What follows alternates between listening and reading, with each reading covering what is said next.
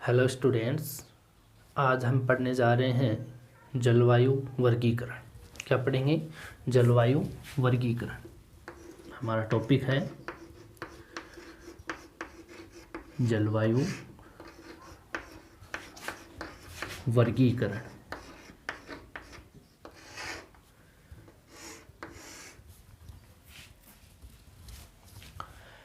विश्व के संदर्भ में अगर हम इस जलवायु वर्गीकरण का अध्ययन करेंगे तो हमें ये जानकारी होनी चाहिए कि विश्व के संदर्भ में 0 डिग्री अक्षांश पर किस प्रकार की जलवायु है, मध्य अक्षांशों में किस प्रकार की जलवायु है या उच्च अक्षांशों में किस प्रकार की जलवायु है। हमें ग्लोब के ऊपर पूरी जानकारी होनी चाहिए, जिसके लिए जो विद्वान थे, भूगोलवेत्ता थे, उन्होंने इन जलवायु प्रदेश हैं इनका वर्गीकरण प्रस्तुत किया। इसके अंदर हम देखें तो यूनानी काल से ही, यूनानी काल जब था ईसा पूर्व से पहले ही, जो होमर का टाइम था, अनेक्सिमेंडर है, थेल्स है, उस काल से ही अगर बात करें तो विश्व के जो जलवायु प्रदेश हैं उनका निर्धारण कर दिया गया था। क्योंकि उस समय जो विद्वान थे उन्होंने जलवायु से संबंधित अध्ययन किए थे और उसमें ही इस जलवायु का जो निर्धारण था कि इस क्षेत्र में इस प्रकार की जलवायु है, इस क्षेत्र में इस प्रकार की जलवायु है, तो उसका निर्धारण पहले ही कर दिया गया था। ठीक है। इनके द्वारा जो प्रस्तुत वर्गीकरण था, जो जलवायु प्रदेश थे प्रस्तुत, इनको इन्होंने क्या कहा? यूनानियों ने क्लाइमेटा कहा। क्या कहा है इसको? क्लाइमेटा। ठीक है। जलवायु प्रदेशों का जो निर्धारण हुआ, जलवायु प्रदेशों को इन्होंने क्या कहा? क्लाइमेटा। किसने कहा क्लाइमेटा? यूनानियों ने। ठीक है, यूनानियों ने क्या कहा? इनको क्लाइमेटा कहा है। ठीक है। जो ग्लोब है उसके ऊपर जो विद्वान है, ग्रीक और रोमन जो विद्वान है, ग्रीक यानी यूनानी विद्वान और जो रोमन विद्वान है, उन्होंने यहाँ पे 3 प्रकार के क्लाइमेटा बताए हैं। कुल तो 3 प्रकार के हैं, लेकिन टोटल यहाँ पे जो जलवायु कटिबंध है वो 5 होते हैं। इन्होंने कुल 3 की संख्या में 5 प्रकार के जो क्लाइमेटा माना है इन्होंने संपूर्ण पृथ्वी पर। ठीक है। यहाँ पे जो ग्रीक और रोमन है, ग्रीक और रोमन यूरोपीय देश के हैं। ग्रीक भाषा यूनान में, रोमन भाषा रोम में, रोम इटली। ठीक है। तो यहाँ के जो विद्वान थे इन्होंने संपूर्ण जो जलवायु प्रदेशों को प्रस्तुत किया था, जो प्रस्तुत किया, जो जलवायु प्रदेश है उनके जो उन्होंने जलवायु प्रदेशों को क्या कहा? क्लाइमेटा कहा। यानी ये क्या है? क्लाइमेटा जलवायु कटिबंध। ये क्लाइमेटा क्या है? जलवायु कटिबंध। यानी पूरे ग्लोब को इन्होंने कटिबंध में बांट दिया। अक्षांशों के बीच के क्षेत्र को कटिबंध कहते हैं। ठीक है। तो यहाँ पर इन्होंने कुल तो यहाँ 3 प्रकार बताए। क्लाइमेटा के कितने प्रकार बताए? जलवायु कटिबंध के 3 प्रकार बताए। और 3 प्रकारों को संपूर्ण रूप में अगर संपूर्ण पृथ्वी की बात करें तो इन्होंने इसको 5 प्रकारों में बताया, यानी 5 क्लाइमेटा इन्होंने माना है। 3 प्रकार बताते हुए 5 क्लाइमेटा कौन कौन से हैं यहाँ पे देखो। यहाँ पे 5 क्लाइमेटा, एक तो यहाँ पे हो गया उष्ण कटिबंध। कौन सा हो गया? उष्ण कटिबंध, ट्रॉपिकल, उष्ण कटिबंध। ठीक है। एक तो कौन सा हो गया? उष्ण कटिबंध हो गया। दूसरा इन्होंने माना यहाँ पे शीतोष्ण कटिबंध। कौन सा है? शीतोष्ण कटिबंध। और तीसरा इन्होंने माना शीत कटिबंध। कौन सा माना? शीत कटिबंध। इसको ध्रुवीय कटिबंध भी बोलते हैं, ध्रुवीय कटिबंध। ठीक है। यहाँ पर इन्होंने 3 प्रकार के कटिबंध माने। कितने प्रकार के क्लाइमेटा? 3 प्रकार के। और 3 प्रकार के जो कटिबंध माने हैं इनको संपूर्ण पृथ्वी की बात करें, ये तो केवल उत्तरी गोलार्ध की बात हो गई। यहाँ पे अगर हम इसको देखेंगे, यहाँ पर इस ग्लोब पर देखेंगे तो इस ग्लोब के ऊपर ये तो 0 डिग्री वाली रेखा है, ठीक है। यहाँ से 30 डिग्री जो कर्क रेखा और मकर रेखा है, इसके बीच को तो इन्होंने क्या कहा दिया, यहाँ पर ये उष्ण कटिबंध कह दिया। कर्क रेखा से ये आर्कटिक वर्त है 66.5 डिग्री तक, ठीक है। तो 66.5 डिग्री का जो आर्कटिक वर्त है, इस तक ये जो क्षेत्र है, और दक्षिणी गोलार्ध में ये जो क्षेत्र है इसका, ये तो इसको और इसको इन्होंने क्या कहा, शीतोष्ण कटिबंध। तो ये 2 भाग हो गए ना, एक तो उत्तरी गोलार्ध का हो गया और एक दक्षिणी गोलार्ध का हो गया। तो यहाँ पर इसको 2 भागों में बांट दिया इन्होंने, एक तो उत्तरी शीतोष्ण और एक दक्षिणी शीतोष्ण कटिबंध। समझ गए बात, 2 कटिबंधों में इसको बांट दिया। एक कटिबंध तो ये हो गया, क्योंकि यह तो विषुवत रेखा के पास में है ना, इधर भी जुड़ा हुआ और इधर भी, तो एक क्षेत्र हो गया पूरा। और ये इस कर्क रेखा के ऊपर है, कर्क से आर्कटिक जो रेखा है, आर्कटिक जो वर्त है, उस तक का जो क्षेत्र होता है इसको, और दक्षिणी गोलार्ध में मकर रेखा से और अंटार्कटिक जो व्रत है, ये अंटार्कटिक वर्त है 66.5 पर, तो इस तक का भाग, यानी इसको इन्होंने दक्षिणी शीतोष्ण कटिबंध कह दिया। उत्तर वाले को उत्तरी शीतोष्ण कटिबंध, दक्षिण में दक्षिणी शीतोष्ण कटिबंध, इन 2 नामों से इन्होंने इसको जाना है, ठीक है। फिर शीत की बात आई तो आर्कटिक वर्ष से जो ध्रुवीय क्षेत्र है, इसका ये भाग है, इसको इन्होंने उत्तरी, इसको भी 2 भागों में बांट लिया, एक तो उत्तरी और एक दक्षिणी शीत, ठीक है। तो इसको भी इन्होंने 2 भागों में बांट करके कुल 5 प्रकार से कुल 5 प्रकार से संपूर्ण पृथ्वी का इन्होंने जलवायु कटिबंध बताया। क्लाइमेटा को 3 प्रकार में बांटा, उष्ण, शीतोष्ण और शीत। इसको 5 रूपों में इन्होंने पढ़ा, तो 5 रूपों में संपूर्ण पृथ्वी का अध्ययन हो जाता है जलवायु का या क्लाइमेटा का, ठीक है। यहाँ पर जो आधुनिक जलवायु विज्ञानी हैं, जो आधुनिक जो कई महत्वपूर्ण जलवायु के संबंधित जो जलवायु विज्ञानी हैं, उनके जलवायु विज्ञान से संबंधित हैं, जो जिसमें महत्वपूर्ण जलवायु वर्गीकरण जिन्होंने प्रस्तुत किया है, उन जलवायु वर्गीकरण को प्रस्तुत करने वाले जो विज्ञानी हैं, जिनमें हम 3-4 विद्वानों के नाम लेते हैं अक्सर, उसमें से सबसे ज़्यादा महत्वपूर्ण जो विद्वान हैं वो हैं, एक तो कोपेन महोदय, जलवायु वर्गीकरण प्रस्तुत करने वाले जो जलवायु विज्ञानी है, उनमें एक तो कौन सा है, कोपेन महोदय है, ठीक है। एक यहाँ पे थॉर्नथवेट है, थॉर्नथवेट, और एक है ट्रिवार्था, एक कौन है, ट्रिवार्था, ठीक है। इनका हम अध्ययन करेंगे, किसका करेंगे, एक तो कोपेन महोदय का करेंगे, एक थॉर्नथवेट का और एक ट्रिवार्था का। समझ गए बात। यहाँ पे इन विद्वानों ने, कौन से विद्वानों ने, इन विद्वानों ने जलवायु प्रदेशों का जो वर्गीकरण प्रस्तुत किया है ग्लोब के ऊपर, जिससे हमें बहुत सारी सुविधाएं प्राप्त हो जाती हैं, जलवायु से संबंधित जानकारी अपने को प्राप्त हो जाती हैं कि कौन से कटिबंध में किस प्रकार की जलवायु होगी, कौन सा क्षेत्र किस प्रकार की जलवायु का होगा, जिससे वहाँ पर वर्षा है, तापमान है, वायुदाब है, किस प्रकार की कंडीशन बनती है, जिसके कारण हम वहाँ पर उस अकॉर्डिंग ही निवास करते हैं। तो हमें जलवायु से संबंधित जानकारी करवाने वाले जो विद्वान हैं, वो विद्वान कोपेन है, थॉर्नथवेट है, ट्रिवार्था है। तो सबसे पहले हम इस विद्वान की चर्चा करते हैं। कौन से विद्वान की, कोपेन महोदय की। कोपेन जो महोदय है, इसने ये जो विद्वान है, इसको एक बार शुरू से करते हैं। कोपेन को, ये रूसी मूल का विद्वान है, यानी रूस का था, लेकिन जर्मनी के लिए इसने काम किया। किसके लिए काम किया, जर्मनी के लिए। कौन, कोपेन। ये था तो कहाँ का, रूस का, रूस का था, रूस से विज्ञानी था, रूस से विज्ञानी। लेकिन इसने जो काम किया, जलवायु से संबंधित जो काम किया, वो जर्मनी जो देश है यूरोप का, ये तो रूस तो एशिया का देश है, और जो जर्मनी देश है वो यूरोप का है, तो उसके लिए इसने जलवायु से संबंधित जो काम किया वो जर्मन के लिए किया। तो इसको यहाँ पे जर्मन जलवायु विज्ञानी कहते हैं। क्या कहते हैं इसको, जर्मन जलवायु विज्ञानी। समझ गए बात। ये मूल निवास तो कहाँ का था, रूस का, यानी मूल निवासी, ठीक है। लेकिन इसने काम किया जर्मनी के लिए, इसलिए इसको क्या कहते हैं, जर्मन जलवायु विज्ञानी। क्या कहते हैं इसको?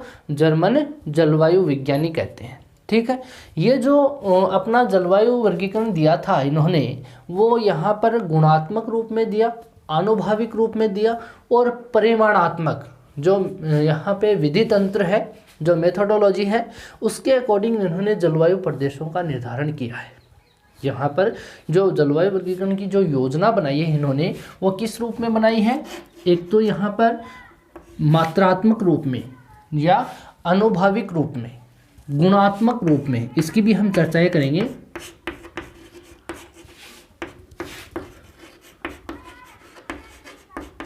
आनुभाविक रूप में या परिमाणात्मक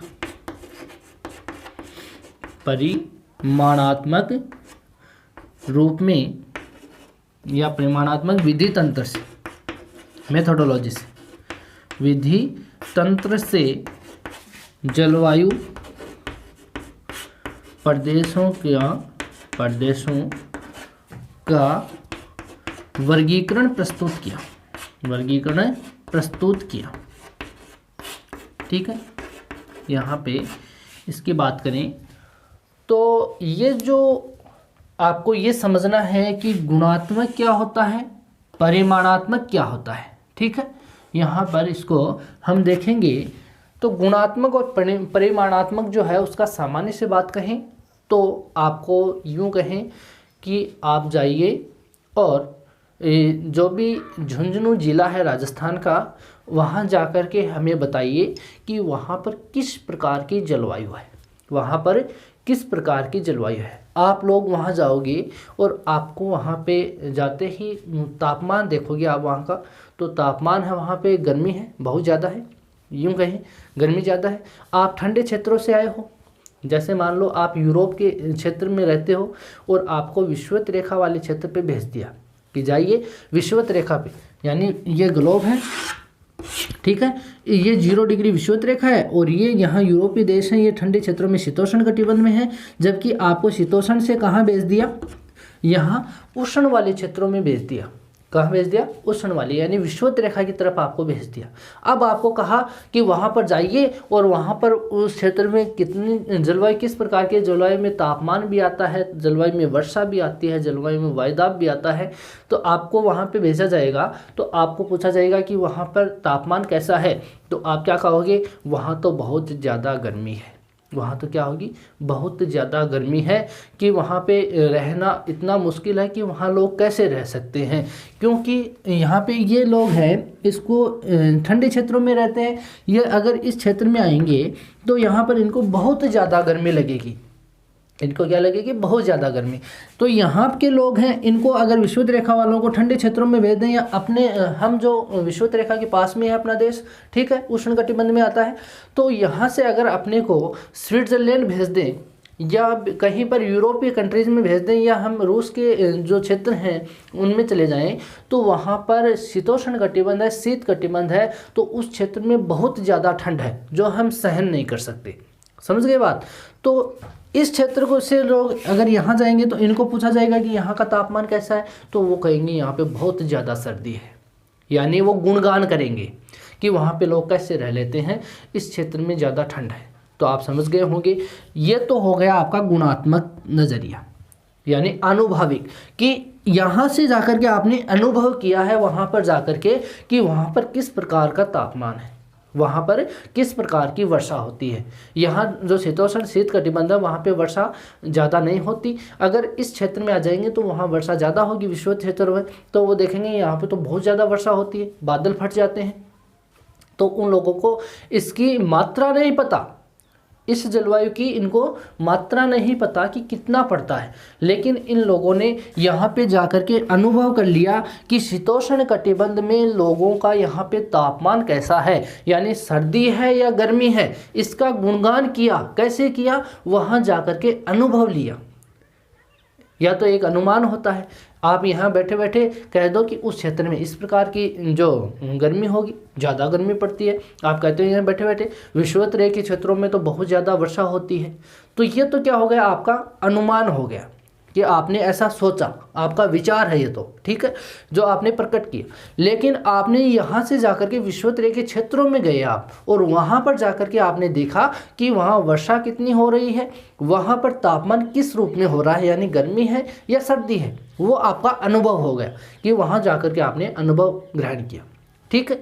और गुणात्मक यानी कि आप उसकी विशेषताओं का बखान किया किसी के सामने, या अपनी पुस्तकों में, या अपना जो वर्गीकरण प्रस्तुत किया उसके अंदर आपने उसका गुणगान किया कि वहाँ तो इस प्रकार की विशेषताएं थी, वहाँ इस प्रकार की वर्षा होती थी, वहाँ पर इस प्रकार की गर्मी या इस प्रकार की सर्दी पड़ती है, वहाँ पर इस प्रकार से लोग रहते हैं, उनका गुणगान किया, उस क्षेत्र का गुणगान किया आपने, तो वो तो हो गया गुणात्मक। और जाकर के आपने महसूस किया वो हो गया अनुभवी, ठीक है। और परिमाणात्मक का मतलब हो गया आपने एक्यूरेट डाटा प्रस्तुत कर दिया। आपने कहा कि शीतोष्ण कटिबंध में तापमान हमेशा 0 डिग्री सेंटीग्रेड रहता है, या शीतोष्ण कटिबंध वाले लोग हैं वो विषुवत रेखा की तरफ आए तो वहाँ पे कहा कि इस क्षेत्र के अंदर टेम्परेचर वो है वो 30 डिग्री पार है या 30 डिग्री सेंटीग्रेड टेम्परेचर है। यहाँ पे वर्षा की मात्रा 250 सेंटीमीटर वार्षिक वर्षा की औसत से होती है, आपने ये भी कह दिया।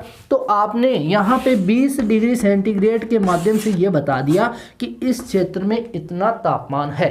यहाँ पे आपने ये बता दिया कि यहाँ पर 250 या 150 सेंटीमीटर वर्षा होती है। तो कोई भी आदमी, आम आदमी है, वो अनुमान लगा सकता है कि वहाँ पर किस प्रकार की जलवायु होगी।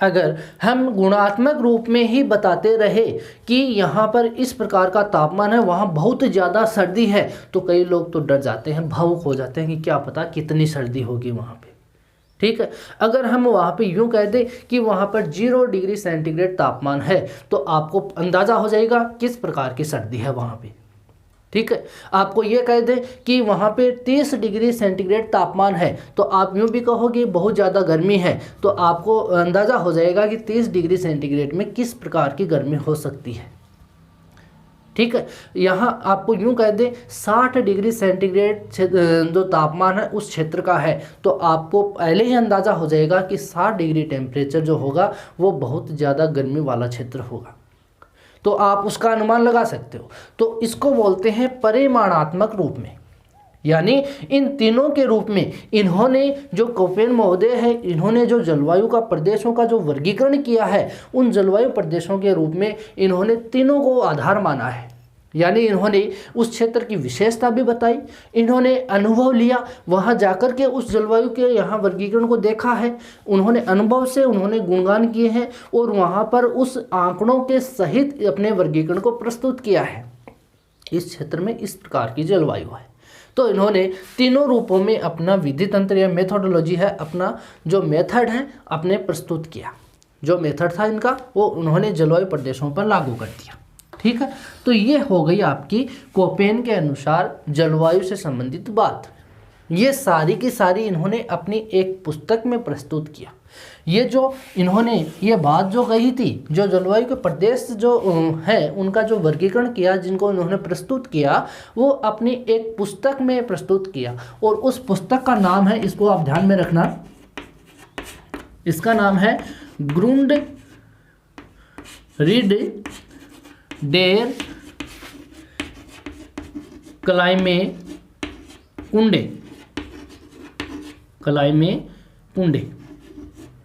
ठीक है। इसका क्या नाम है, यहाँ इसका नाम है ग्रुंडरिड डेर क्लाइमे कुंडे। इस पुस्तक का नाम है ग्रुंडरिड डेर क्लाइमे कुंडे। इसका क्लाइमे का मतलब हो गया जलवायु और कुंडे का मतलब होता है प्रदेश। समझ गए बात। क्लाइमे कुंडे का क्या मतलब हो गया, जलवायु प्रदेश। तो इस पुस्तक में इन्होंने इस जलवायु प्रदेशों को प्रस्तुत किया है। कोपेन की पुस्तक है, क्या नाम है इसका, ग्रुंडरिड डेर क्लाइमे कुंडे। इस पुस्तक में इन्होंने गुणात्मक रूप में, आनुभविक रूप में, परिमाणात्मक रूप में अपने जलवायु को प्रस्तुत कर दिया। समझ गए बात। इन्होंने जो ये जलवायु का वर्गीकरण प्रस्तुत किया, इनका जो निर्धारण किया, वो निर्धारण किया इन्होंने सन 1884 ईस्वी में। कब प्रस्तुत किया अपना जलवायु प्रदेशों का वर्गीकरण? 1884 ईस्वी में इन्होंने अपने जलवायु जो प्रदेश हैं उनका वर्गीकरण दिया। कब दिया? 1884 में, 1884 में, ठीक। और इसका जो वर्गीकरण दिया गया था 1884 में, इनमें कुछ खामियां रह गई थी, कुछ कमियां रह गई थी, जिनका इन्होंने संशोधन भी किया है, जिनका इन्होंने संशोधन भी किया है। और वो संशोधन इन्होंने सन 1918 में किया, 1931 में किया और 1936 में किया। इनका जो व्यापक संशोधन है वो तो ये है, यानी इनका व्यापक संशोधन। कोपेन महोदय का वर्गीकरण तो कब आया? 1884 ईस्वी में इन्होंने निर्धारण कर लिया। फिर उसके अंदर संशोधन किया इन्होंने 1918 में, 1931 में, 1936 में। इस संशोधन के बाद में इन्होंने अपने इस जलवायु प्रदेश का यहाँ पर वर्गीकरण प्रस्तुत किया। फिर इनका एक शिष्य था ग्रीगर, ठीक है, यहाँ पर इनके शिष्य थे ग्रीगर और एक शिष्य था इसका पोही। इन दोनों शिष्य ने, ग्रीगर और पोही जो नाम के जो दो शिष्य थे इनके, उन शिष्यों ने यहाँ पे जलवायु विज्ञानी जो थे दोनों ही अपने दोनों मिलकर के इन्होंने 1953 में आधुनिक संशोधन योजना प्रस्तुत कर दी इनके इस वर्गीकरण की। क्या प्रस्तुत कर दी? आधुनिक योजना, आधुनिक योजना प्रस्तुत कर दी। यानी पुनः इसके अंदर संशोधन किया इन शिष्यों ने। ये शिष्य किसके थे? कोपेन महोदय के। कौन कौन? ग्रीगर और पोही, ये दोनों ही जलवायु विज्ञानी थे। इन्होंने इसका जो संशोधन किया वो 1953 ईस्वी में किया। कब किया? 1953 ईस्वी में इन्होंने इसका संशोधन किया। इसके बाद में जो जलवायु वर्गीकरण है इसका, जो कोपेन महोदय का, वो जलवायु जो प्रदेश है वो किस नाम से जाना जाने लगा? 1953 के बाद में यहाँ पे कोपेन, ग्रीगर, पोही जलवायु प्रदेश, जलवायु प्रदेश इस नाम से जाने लगा है। यानी पहले जो कोपेन महोदय है वो अपना वर्गीकरण दिया था 1884 में, फिर इसमें संशोधन किया 1918 में, 1931 में और 1936 में संशोधन किया। उसके बाद में इनके दो शिष्य थे ग्रीगर और पोही नाम के, जो दोनों जलवायु विज्ञानी हैं। इन्होंने फिर इस जलवायु वर्गीकरण में संशोधन यहाँ तक हो चुका था, इसमें भी पुनः आधुनिक योजना के अकॉर्डिंग इनमें एक संशोधन योजना प्रस्तुत की आधुनिक रूप में। तो आधुनिक रूप में इन्होंने जो संशोधन किया वो किया 1953 में। जो संशोधन किया वो कब किया? 1953 में किया, जिसको हम अब क्या नाम से जानते हैं? इसको जानते हैं हम कोपेन ग्रीगर पोही जलवायु प्रदेश। क्या नाम लेते हैं इसका? कोपेन ग्रीगर पोही जलवायु प्रदेश, ठीक है। इसके द्वारा जो प्रस्तुत वर्गीकरण है, किसके द्वारा? कोपेन के द्वारा जो प्रस्तुत वर्गीकरण है, इसका जो आधार था, यानी आधार क्या था इसका? कि विश्व की, इसको आप इन्वाइटेड में लिखना, इसका एक कथन था, इसका एक आधार था। इन्होंने जो आधार लिया जलवायु वर्गीकरण का, जो आधार लिया है वो आधार क्या लिया यहाँ पे? कि विश्व की या विश्व की जो जलवायु प्रदेश हैं विश्व के, ठीक है, विश्व की जलवायु प्रदेश, विश्व के जलवायु प्रदेश वनस्पति प्रदेशों का, वनस्पति प्रदेशों का